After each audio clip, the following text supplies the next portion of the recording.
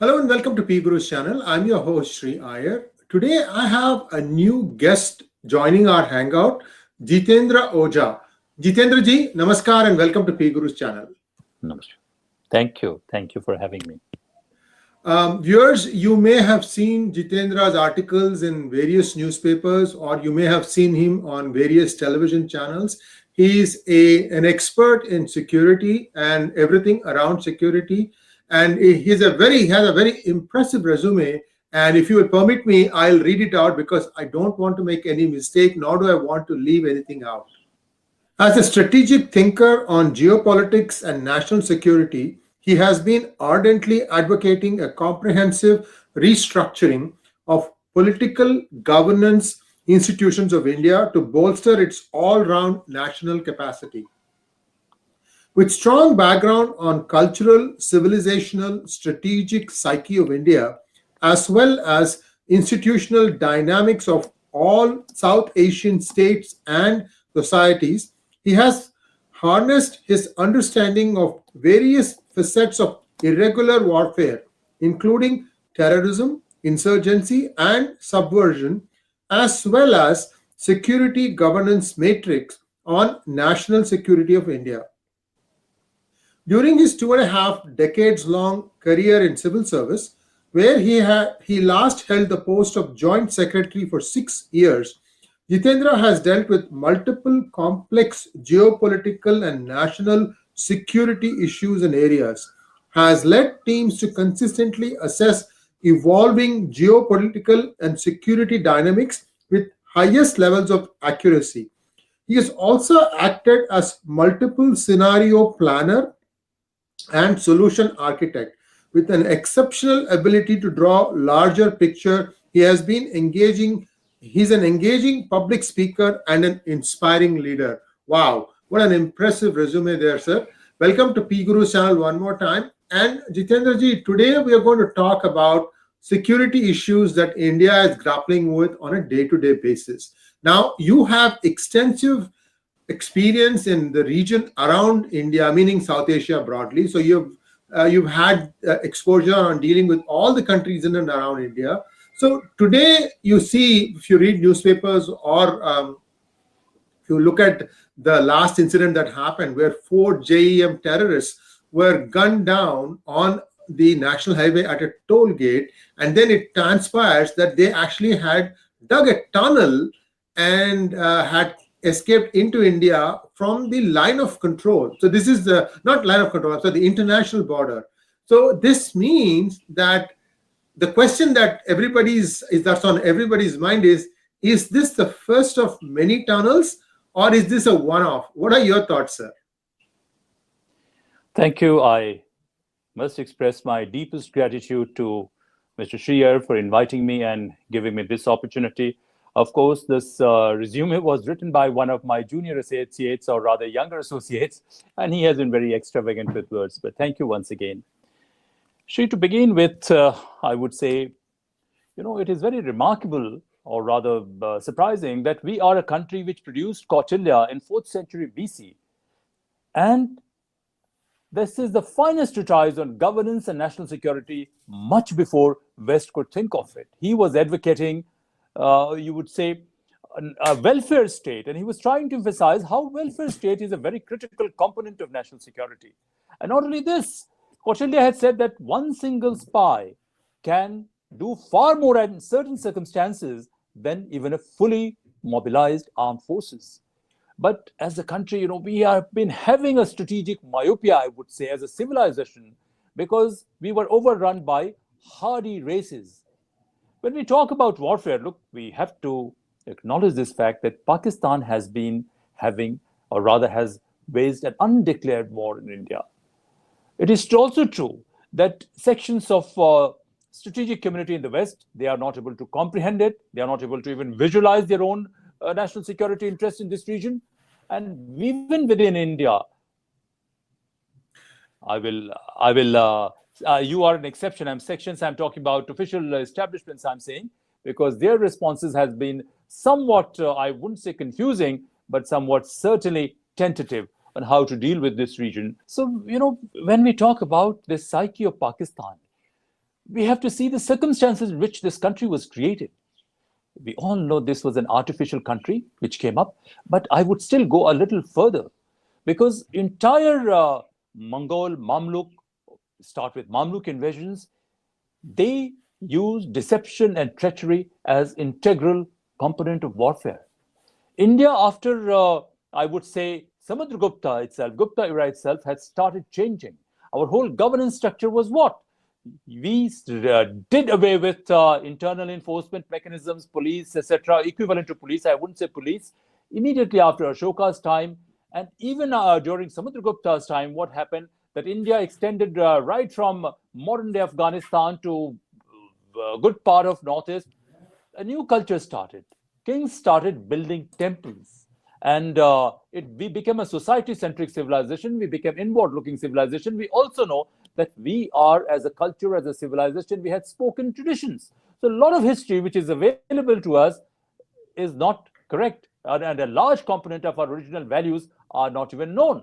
So, but I would not like to join this Hindu bandwagon, but beyond Kautilya, Buddha's this thing was considered as a Renassa equivalent in Indian subcontinent. So, and we were also equally advanced in principles of warfare, and this knowledge is not limited. But we have been a decaying civilization. There is no confusion about it, and this is precisely due to strategic myopia. So, a civilization as formidable as India that succumbed to a band of hardy people, it shows that there was something seriously wrong. And even now we are grappling with building a very strong strategic psyche. Once a major civilization faces the kind of humiliation we have done, it has a very strong impact on psyche. But we are doing extremely well. We are certainly coming up. It may be a phase of turmoil, but India is certainly coming up, maybe in whatever form, because as far as quality of our human resource is concerned, is universally acknowledged. But now let me get down to Pakistan. Current security establishment of Pakistan, or even ever since it has been created as an artificial state, they continue to draw their legacy from Mamluk, Mughal psyche, and they believe that this treachery, this deception is a good strategy that has to be deployed. And they have been doing it. And our leaders, our first generation of leaders, they were idealists, they were freedom fighters, they were driven by larger goals for a better world, and they struggle to comprehend. You can visualize Mahatma Gandhi going and protecting Muslim masses over here, which is very admirable. That is what is an integral part of India or Hindu civilization, you can say. And now this deception part of Pakistan, we all know what happened in Kargil, that at one end, our Prime Minister went to Lahore on a bus, and they were plotting and conspiring it. And not only plotting and conspiring it, that state has never been able to reconcile with living with Hindus. If the primary ideology of Pakistan is what? They have been preaching certain kind of hatred towards Hindus and non-Muslims, and that has generated its own momentum. I would say, before I get down a little more on Pakistan, I would say 3 or 4 critical principles of war are there. Firstly, its objective has to be decisive victory. Secondly, in shortest possible time. And thirdly, it should be fought on the territory of your enemy. And fourth, you can say minimal cost. So this so-called Pakistani strategists, they believe that the cost for them is very low because there's negligible investment on their part. They have created a kind of human resource within Pakistan, and they're also trying to exacerbate some degree of social fissures, which we do have. We cannot wish away with that. And there's a very strong element of deniability in this strategy that they're having. And after a certain time, what they have done, that this war has become self-sustaining. They do not have to do anything extraordinary. I understand, that Ziaul Haq's time, it evolved to a different level. But this psyche has been there in the so-called elements which took power in Pakistan, because it had no civilian institution, no infrastructure. Only institution which was there was defense forces. They captured that vacuum which was there, and governance is not there. And imagine that this country, which was in terms of HDI parameters, if we assess what was their position in 1950s, they were probably in top 5 or so, because most fertile land they had, and very hardy people in terms of even health parameter and other things of population. They were certainly at the top. And why do they indulge in something like this? I would say why this covert war is functioning. This has multiple dimensions. One is the very internal structure of Pakistan, because we all know, we all have discussed that military establishment has to perpetuate itself in power, and the only way it can do is to scare its own population from a perceived threat from India. So that is one area strategically we say. And they can, by doing this, they have been skirting their responsibility towards governance. But what has happened over the years, the kind of propaganda they have unleashed on their own population and otherwise, this has generated its own momentum.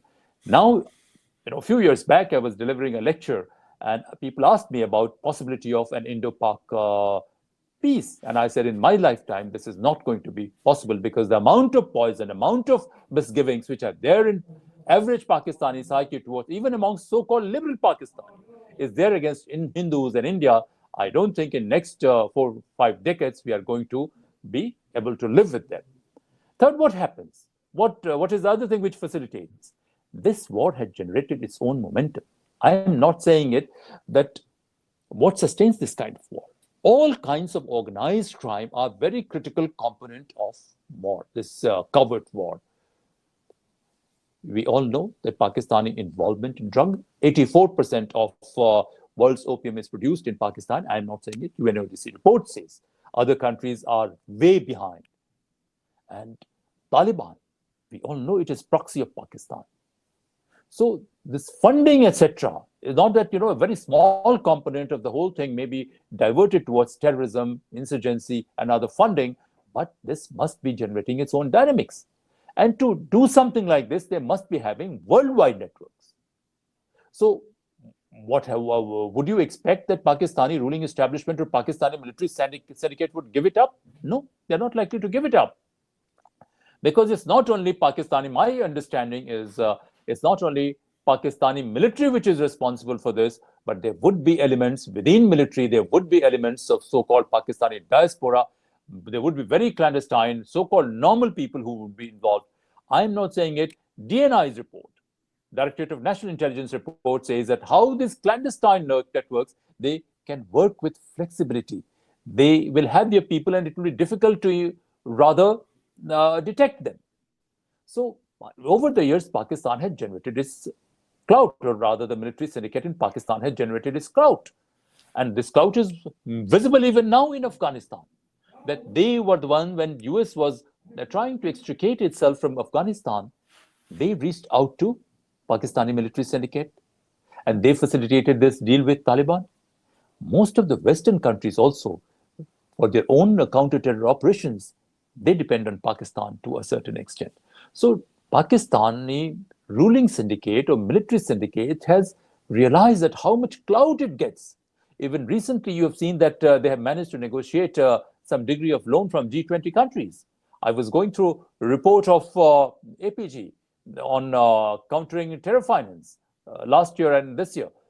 They have not been adhering to most of the guidelines of FATF. Last year, they had adhered to one, and another one, after they made an appeal, it was accepted. But none of the major countries which are part of it have raised any voice.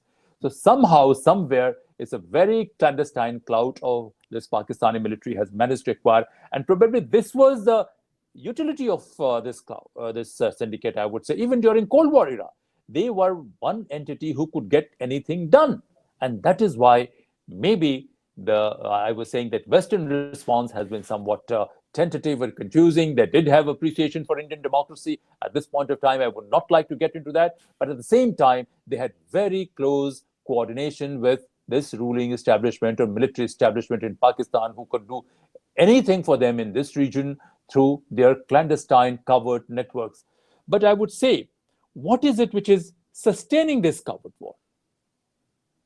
I would say certainly their psyche we have mentioned, but our criminal justice system, our institutions are still not firm. There is a problem. There is an element of corruption. If there is an element of corruption, if our criminal justice system is very sluggish, we need to address it. It's not a charity for our own people. It rather threatens some of our existential interests, I would say. But India's strategic community has not been able to come together. Our political funding, is something where the area where there's a lot of concern. And let me tell you, all transparent societies, all democratic societies are vulnerable to this thing to varying degrees. And this is what, please. So please finish your line. When I I put my will. hand up, I just want you to finish your line. Then I'll have the question. I'm sorry, I didn't mean to abruptly No, stop I you. would say, no, not at all. I say that all transparent societies, all democratic societies, they are vulnerable because freedom of speech and expression that we are talking about, this is always vulnerable to abuse. There are terror propaganda going on. We all know. I'm not saying it. Some of the retired CIA officers who have become political sociologists and academics, they have been trying to analyze that this kind of abuse of their transparent system has been happening in democratic societies and states all over the world. And in that context, you see that if our institutions are not very firm and strong, we are likely to be far more vulnerable. So Pakistan has been exploiting, and we have to acknowledge that our governance instruments have not evolved to a certain level that we can prevent something of this nature. Our understanding is also still limited. We all know, some of the most brilliant human minds are there in United States of America. So its investment on think tanks is phenomenal, but still their war on terror has cost them very heavily. The estimated costs are $5 to $7 trillion, even more than that, and still they have not been able to conclude this war. So the understanding in security establishments of most democracies also about this nature of war is little limited, because you use every possible instrument, you use every possible means. Of course, these crime syndicates which are there, like Dawood Network, or this corrupt politicians, or corrupt bureaucratic elements, or money launderers in India, everybody may not be beholden to Pakistani syndicates. But the whole thing creates a very favorable ecosystem for Pakistani, this deep state, to flourish. My question to you was that when you were talking about self-sustaining system that Pakistan has in place in India, so when you say self-sustaining spy network, let's just take, for example, if there's a self-sustaining spy network, these people will still have to have some way of calling home. So this is essentially a communication, whether it is cell phone or some software like WhatsApp, which perhaps has not been completely decoded by the Indian intelligence agencies. What are the methods by which these self-sustaining cells are communicating, or how are they operating in unison? I'll give an example. There are so many ways that people say that this had its roots in Pakistan. Whether you take the February 24th, 25th riots and induced riots in Delhi, because they say that the people who are actually doing the pillaging and plundering, or putting things on fire, were not locals. That's what the people, Hindus, are saying there. Whatever it is, somebody from outside came. Who are these outsiders? Did they come from Meerut in UP, or did they come all the way from Lahore? So all these questions come. So my broader question to you, sir, was, how do these self-sustaining spy networks still manage to communicate? Look, when I say self-sustaining, there are a large number of independent syndicates, whether these are crime syndicates or mosque leaders, or radical elements, they are operating. Each one of them need not be in touch with them, and need not be in touch with them directly. Now, whatever I'm saying is not based on any privileged information. Whatever I'm speaking is my assessment, but generally my assessments don't go wrong on these issues, which are well thought out. So whether it's a drug cartel in Spain, or in South Africa, or some money laundering network in Southeast Asia, all these certainly are being coordinated by this clandestine network, which is very effective. Maybe some members of this network, larger network, are not Pakistanis. They are people outside Pakistan also, but they provide a kind of umbrella organization. A lot of securocrats or security experts like me once believed that at the lower end, this dirt of underhand activities, whether it's drug trade or arms trade, etc., in this region, Pakistanis have built a formidable capacity. So some of these networks may be independent, maybe some mosque network or something which is there. They're not taking direction everywhere, but they have come up as an explosive entity in themselves. They are radicalizing people within India itself in certain mosque in Meerut or here or there. And in a given situation, they can respond. And this is what also explains the phenomenon of lone wolves. They have radicalized so many people that these networks need not be in touch with them on every issue. But wherever required, they have good conduits, etc., to which, if this is a larger network, they can reach out to them. Or if there's a smaller network, there would be somewhere in the intermediary. This intermediary would be coordinating and doing in many areas as far as engineering trouble is concerned, engineering communal rights is concerned. This is part of it. Preaching hatred is concerned. This is part of their larger strategy. So here, they need not come. And maybe very few of them would be calling home. They would be in touch. These people are generally not visible. And I suppose that earlier era, these major or mega crime networks were involved in it. But all this crime empire, I'm not saying Pakistan is the controller, but it is one of the largest aggregators, not Pakistani state. Maybe Pakistani state has also come under this bigger aggregate of global crime. So every issue, they need not come, but their policy is very clear. Their support structure is very clear. In case of any difficulty, you can reach out to them. They will bail you out. Because few months back, there was a massive consignment of arms was caught by Sri Lankan Navy. There was massive, this thing from Makran Coast, drug consignments were caught. But here, Pakistani state directly intervenes and bails them out when they are on either in international waters or wherever. They use your diplomatic clout, they use resources of state to bail them out. So it's not a very tightly controlled, but very, very well coordinated. And financial gains for this are there for everyone. For example, I would say that money launderers in India. Why Dubai and London is a very prominent this thing? Because both these places, Pakistani network is fairly strong. Or few years back, there was one case that one police officer from Punjab, he was involved in some kind of thing with some Pakistani drug cartel, and he had probably surrendered his vehicle or what. Clarity is not there on these issues.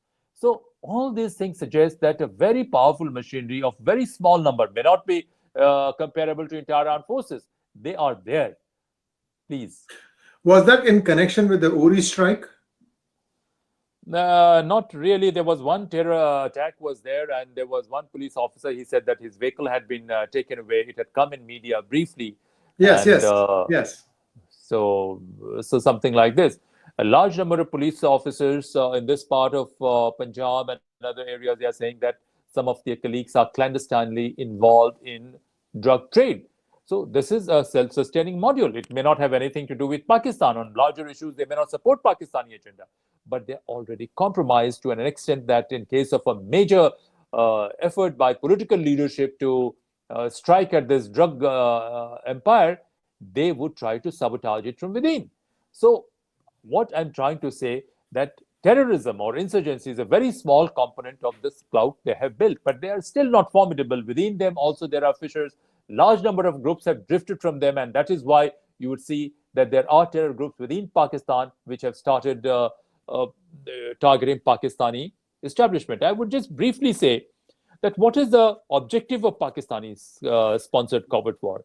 Of course, it is strategic political at one level, that they continue to preach that they were rulers of India, they are racially superior, and this is a psyche which drives them and gives them some degree of legitimacy, helps them recruit people. Of course, the second objective is, with in particularly 1971 war, when they faced this debacle. Earlier 65 also they tried, 48 also they tried, and all these years they continued to nurture this kind of idea that they were a superior race, they were a martial race, and they could, even in a direct war, numerical strength didn't matter, they could overpower India. But in 71, when a smaller component of Indian army forced them to surrender in Dhaka, this is why they were demoralized. And since then, they started building this kind of capacity with greater sincerity to rather engage India. And as we know that you mentioned that Ziaul Haq's time, he took the whole thing to a different level, started Islamizing, and whatever professionalism was left in the Pakistani army, he did away with this. But another objective, I would say, is what? It gives them power, as we mentioned earlier. Financial gains. Financial gains are not there only for those who are involved in drug trafficking and money laundering, etc. You would see Pakistani generals in many places. They visit best casinos and all kinds of best alcohol, best this thing. Maybe their partners are global, but this is a worldwide, I would say, a very, very clandestine network they have managed to create. And it is difficult for most of the democracies because criminal justice system in no part of the world is so efficient, and they do have ability to get things done. Everything may not be controlled, but when it gets down to have a nexus with Italian mafia or Spanish mafia or someone in Southeast Asia, they do have ways to reach out to them, and this is something not visible. And this is where Indian state is at a disadvantage. What are implications of this? Implication is very much visible. Implications, one is visible that we are rather 20% of or 22% of the GDP of China. It should not have happened. We are a democracy. A competition based, a competitive political system or a competitive society with criminal justice system which is focusing on people, which is supposed to rather reject principles like loyalty and coercion, that system should automatically perform better than a closed system like China. But what is it which is holding us back? Fragile institutions. I wouldn't blame everything on Pakistan, but whatever this organized crime network which is flourishing or operating, that network would do everything to obstruct rather introduction of a very firm and efficient criminal justice system or bring in transparency in the whole thing. Our corporate sector, there are severe doubts about its efficiency, its competitiveness globally, but they have an issue. They are saying that the political sections, bureaucratic sections, they are sitting on them. These sections, they say that corporates of India, their core competence lies in somehow manipulating banking provisions and mobilizing huge amount of funds and then underperforming. This is not to run them down. We have still very brilliant people in each and every sector of the government, but this larger ecosystem which is there in which covert war is possible, covert war places at a disadvantage, this larger ecosystem is very dangerous for us. We know that large number of rabid Islamist parties are functioning. I'm not saying each one of them may be aligned to Pakistan, but this lax system where money laundering goes on or betting network goes on or this crime network goes on. So all these things are interlinked in some way or the other. We all know that Dawood's involvement in betting networks in the country, and apart from extortion, all these things, wherever this kind of fund is generated, this fund has to be parked, this fund has to be channeled. And moment you start channeling, talking about channeling these funds, of course Indians are also involved, but large sections of these have Pakistani and other networks, and directly or indirectly, whenever they get into difficulty, so-called bhai bhai kind of thing in Dubai and other places you see, you have to see a little beyond surface. There's sufficient reason to doubt these. You would have noticed also few years back, this bogey of Hindu terrorism was raised. I have been teaching counter-terrorism, and I would consider I have far deeper knowledge. It's not possible to create Hindu terrorism, first because psychological propaganda of that nature has not been there. We have evolved in different direction entirely, and it will take generations, I would say, to bring Hindus to that level of militancy that they can wage global terrorism. And from where will they get support? Hindus are confined mostly to India, and most of NRIs who are there in Western countries like you are working, struggling, they are contributing to that economy, they are leading a very different kind of life. And there's no nexus as such as far organized crime is concerned. So, so what does it indicate? That they do have presence almost in many key establishments, not necessarily in politics, but in bureaucracy, but in media, but in other this thing, and it may not be very visible. And its implications are what? That as a society, as a state, we are underperforming. I'm not saying that everything has to be blamed on this, but this covert war has not only entirely controlled by Pakistanis, but this covert war has generated its own momentum. And long term, this kind of covert war has potential to cripple our, or I would say, our optimum evolution as a state and civilization both. And this is why it has to be brought to an end. Whatever questions you may have, I'll be very happy to answer. Thank you very much for listening to me. Thank you so much, Jitendra ji. You really covered the whole gamut of where it started and how it is functioning and what are the ways that it is going out.